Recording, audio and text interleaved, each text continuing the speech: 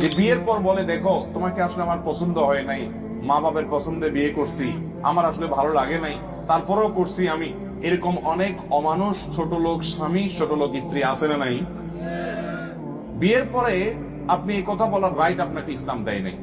এটা আপনি বলা মানে একটা লোককে অপমান করা, অসম্মান করা, তুচ্ছতাচ্ছিল্য করা। আল্লাহ বলেছেন ওয়াশিরুহুন্না বিল মারুফ, তোমরা তোমাদের বউদের সাথে, স্ত্রীদের সাথে সুন্দরভাবে জীবন যাপন করবে। এটা সুন্দরভাবে জীবন যাপন হতে পারে না যে আপনি তাকে বললেন তোমাকে আমার পছন্দ হয় না তারপর আমি বিয়ে করছি। আপনাকে বিয়ে করতে বলছে কে? আপনার যদি অপছন্দ হয় আপনি তখনই বাধা দেওয়া দরকার ছিল। আপনি তখন বিয়ে করে এখন বলতেছেন আমার তোমাকে পছন্দ হয় নাই। এটা অবশ্যই একটি ন্যাক্কারজনক কাজ, গুনাহের কাজ, পাপের কাজ। এগুলোর কারণে আমাদের আমল বরবাদ হয়।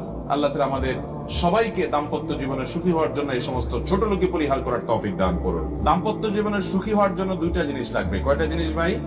একটা হলো সবর, আর একটা হলো শুকর।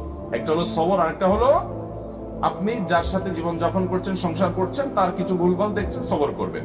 ভালো কিছু পাইছেন, শুকর আদায় করবেন। এছাড়া আপনি কখনো দাম্পত্য জীবনে সুখী হতে পারবেন